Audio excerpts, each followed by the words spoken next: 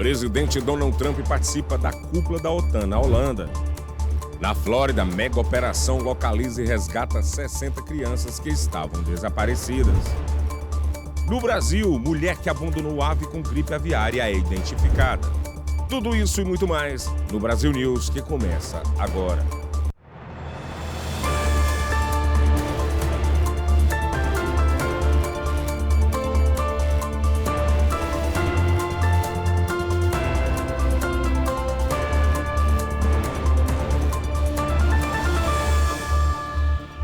Boa noite. O presidente Donald Trump participou da cúpula da OTAN na Holanda, onde os 32 países membros aprovaram um aumento de 5% dos PIBs para investimento na defesa. No entanto, o assunto Oriente Médio continua repercutindo. Em discurso nesta quarta-feira, direto de Haia, Trump comemorou o fim do conflito entre Irã e Israel e disse que espera que Teherã desista de uma suposta reconstrução do programa nuclear. O presidente usou ainda a rede social Truth para novamente exaltar a eficácia das ofensivas dos Estados Unidos contra o Irã no sábado. Em um trecho, Trump escreveu, abre aspas, Israel acaba de declarar que instalações nucleares foram exterminadas, fecha aspas. A declaração do presidente acontece após rumores de que não houve destruição total. Uma operação histórica dos agentes federais dos US Marshals na Flórida resultou no resgate de 60 crianças que estavam desaparecidas. A repórter Lorena Gomes tem as informações. A operação chamada de Dragon Eye é vista como uma das maiores ações já realizadas nos Estados Unidos. Segundo as autoridades, mais de 20 agências locais, estaduais e federais foram envolvidas. O resultado, divulgado no início da semana, foi a localização de 60 crianças que estavam desaparecidas na Flórida. As vítimas tinham entre 9 e 17 anos e estavam em situações de risco extremo, como violência doméstica, exploração sexual, uso de drogas e ambientes abusivos. Elas foram resgatadas em diferentes cidades do estado, entre elas Orlando, Tampa e Miami. Ao todo, 8 pessoas foram presas, acusadas de tráfico de pessoas, negligência e outros crimes graves. O governo da Flórida anunciou investimento de quase 5 milhões de dólares em abrigos e apoio às vítimas. A operação foi considerada a mais bem-sucedida do tipo na história dos US Marshals. O Departamento de Aplicação da Lei da Flórida, o FDLE, afirmou que trabalha para localizar todas as crianças que estiverem desaparecidas no estado. E o governo Trump aprovou a construção do polêmico centro de detenção para imigrantes em uma área isolada dos Everglades. O local, já conhecido como Alligators Alcatraz, vai abrigar até 5 mil detentos. O anúncio foi feito na terça-feira. A instalação será construída em uma antiga pista de pouso cercada por jacarés e cobras. O que, segundo o governo, a própria fauna da região vai ajudar na segurança do complexo. A operação vai custar cerca de 450 milhões de dólares por ano, com estrutura de barracas e trailers. O projeto foi autorizado pelo governo da Flórida com base em poderes de emergência, ignorando etapas de licenciamento e avaliação ambiental. Organizações de direitos humanos e lideranças indígenas criticam a proposta por considerarem um local isolado, perigoso e sem condições humanas básicas. A Prefeitura de Miami-Dade quer a suspensão das obras até que um estudo ambiental completo seja concluído. E o xerife do condado de Polk, Grady Judd, anunciou na terça-feira, em coletiva de imprensa, a maior apreensão de fentanil da história do condado. 64 libras da droga foram retiradas de circulação, o equivalente a cerca de 29 quilos. Segundo a polícia, 8 suspeitos foram presos, todos ligados aos cartéis mexicanos de Sinaloa e Jalisco Nova Geração.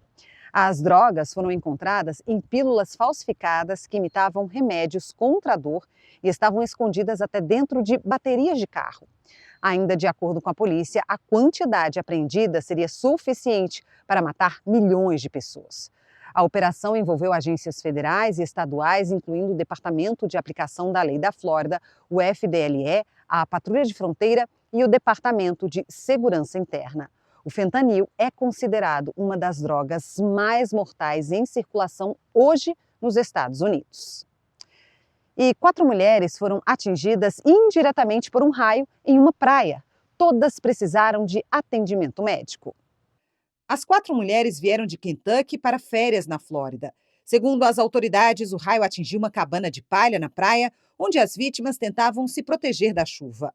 A descarga elétrica percorreu o solo e atingiu as 4 ao mesmo tempo, provocando desmaios. Todas tiveram ferimentos leves, como formigamento nas pernas, tontura e perda temporária dos sentidos. Felizmente, todas elas foram liberadas no mesmo dia após o atendimento médico. O caso aconteceu no sábado em Marco Island, uma ilha turística próxima a Naples. Em um gesto de superação, o grupo decidiu fazer tatuagens com o desenho de um raio para lembrar do acidente e comemorar a vida. Especialistas alertam que áreas de praia são extremamente perigosas durante trovoadas. Mesmo sem chuva direta, um raio pode cair a quilômetros de distância e alcançar pessoas pelo solo. A orientação é procurar um abrigo como prédio fechado ou carro e nunca ficar sob estruturas abertas ou perto de água. E os torcedores do Flamengo que foram ao estádio em Orlando tiveram outra alegria. Essa fora das 4 linhas. Estamos em Orlando, na terra do Mickey, mas quando o assunto é futebol, parece até que nem saímos do Brasil. Mesmo com a estrutura do estádio, com câmeras de última geração, basta uma olhada além do gramado. Opa, isso é muito Brasil. Tem multidão entrando e saindo do estádio, gente tomando as ruas do entorno, ambulante vendendo bebidas por todo lado e, acredite, até espetinho a gente encontra por aqui. Tudo isso no jogo entre LAFC e Flamengo, pelo Mundial de Clubes da FIFA. Dentro do Camping World Stadium, o manto rubro-negro coloriu as arquibancadas e deu clima, sim, de Maracanã em plena Flórida. Não tem jeito, essa paixão chamada futebol ou soccer, como os americanos conhecem, atravessa fronteiras e muda o ambiente. E domingo teremos um novo capítulo dessa festa brasileira nos Estados Unidos, o confronto entre Flamengo e Bayern de Munique em Miami pelas 8ª de final da competição. A torcida do Flamengo é realmente um show à parte. A seguir, no Brasil, mulher que abandonou ave com gripe aviária é identificada. E tem ainda as notícias internacionais. Até já!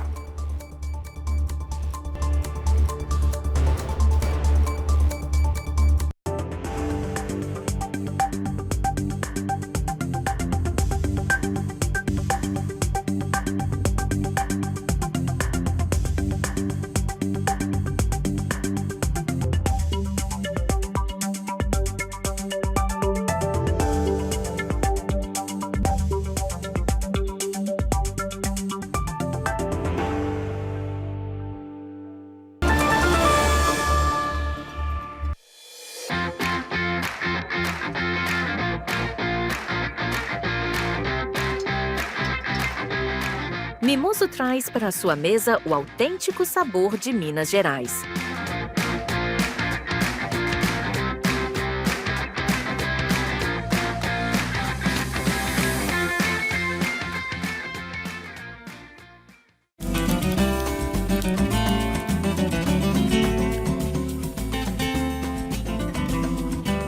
Transforme seu churrasco em uma experiência inesquecível com o mineiro.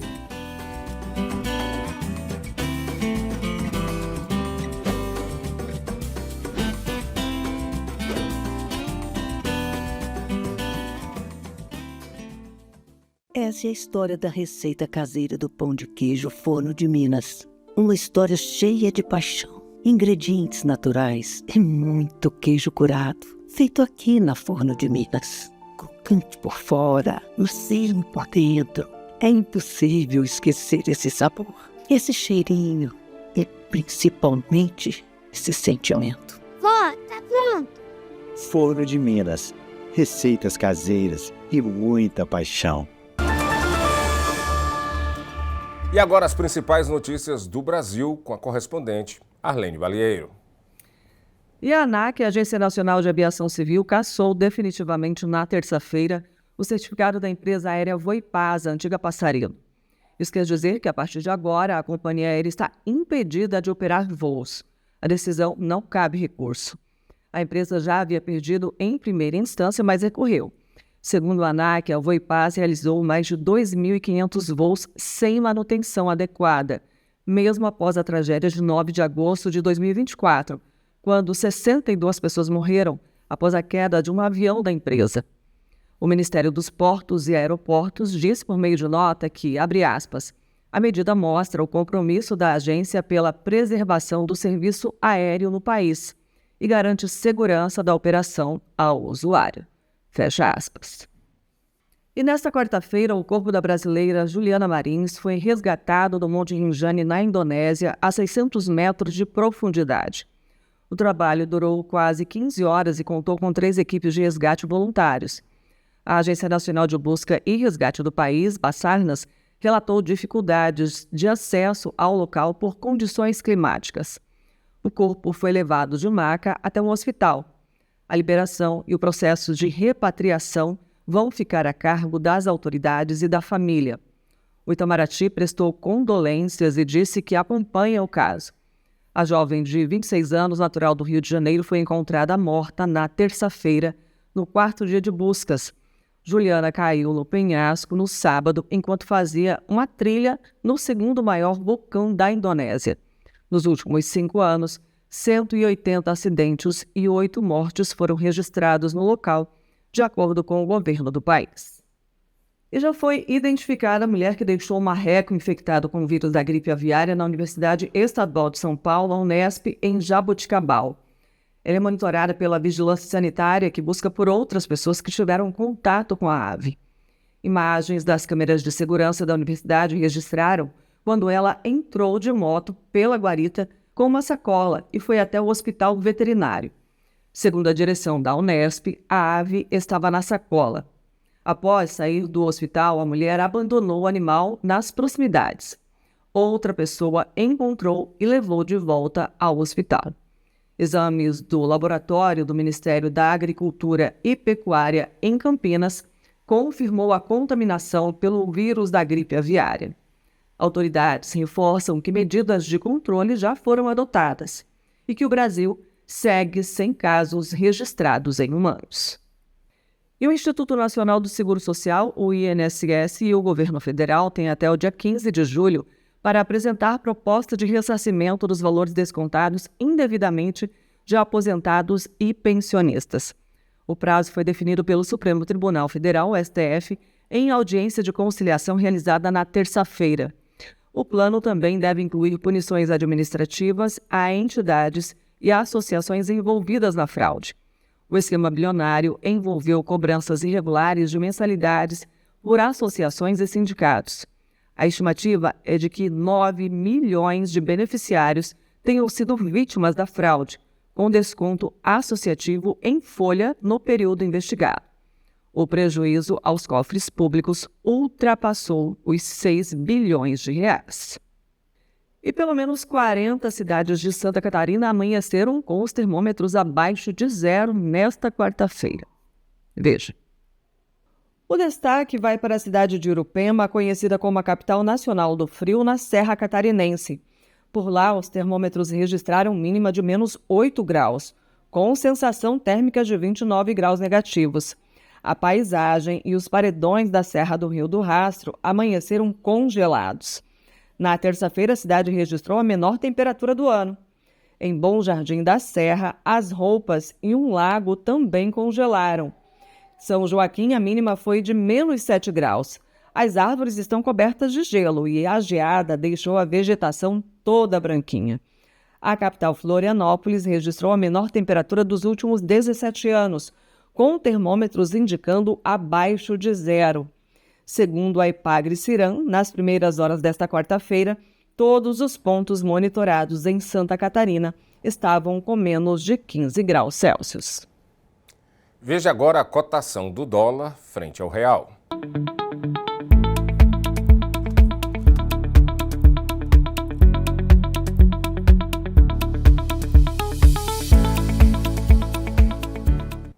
E um hotel na Espanha está oferecendo estadias de graça, mas sem nenhuma privacidade.